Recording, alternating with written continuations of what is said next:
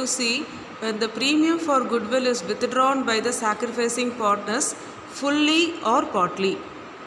Okay, so see the first entry, the same procedure we are going to follow. The first one is, that is the amount which is brought by the new partner into the firm. So what is the journal entry?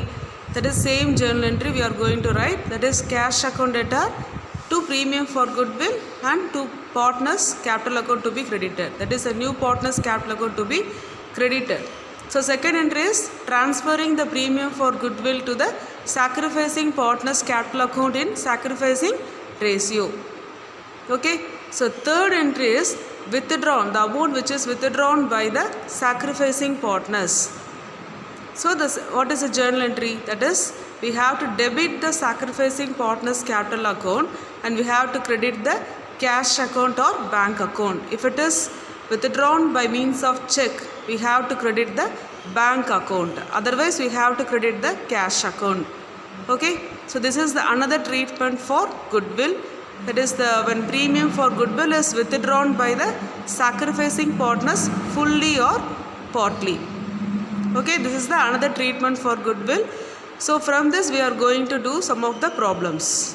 Okay, so next the another treatment for goodwill is, see, when the new partner does not bring certain cases, if the new partner is not able to bring his share of goodwill in cash, his share of goodwill for, that is premium for goodwill, should not be deducted from his capital account. So what is the reason? So if he is not able to bring certain amount, okay, as his share for the goodwill in cash, that amount should not be deducted from his capital account. So reason is, what is the need of that is admitting the new partner into the firm? The reason is, in order to need, that is requirement of the more capital in the firm to expand the business activity for the growth or expanding the business. That is the main reason, no? So the reason of admitting the new partner is the requirement of more capital. I'm right. So there is no need of to deduct the share of premium for goodwill of the new partner from his capital account. So this is the reason.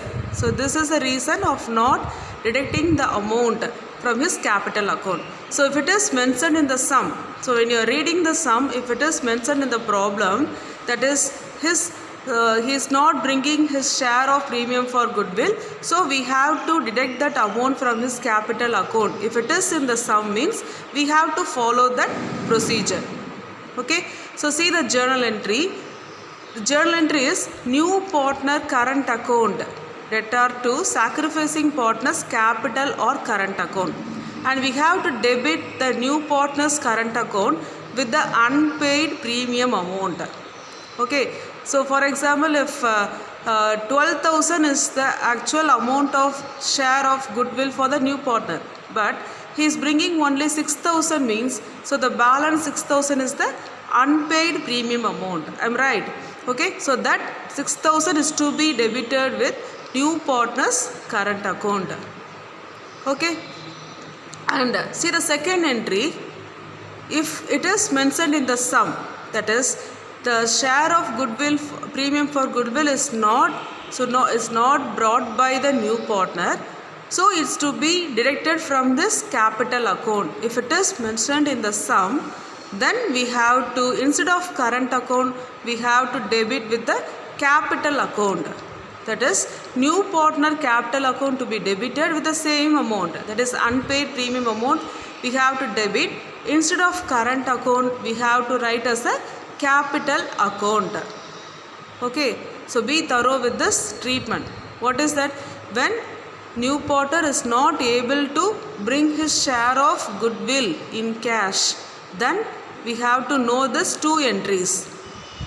So if it is in the sum, that is his share of premium for goodwill should be deducted from his capital. If it is in the sum, means we have to debit the new partner account with the capital, otherwise we have to use the current account only.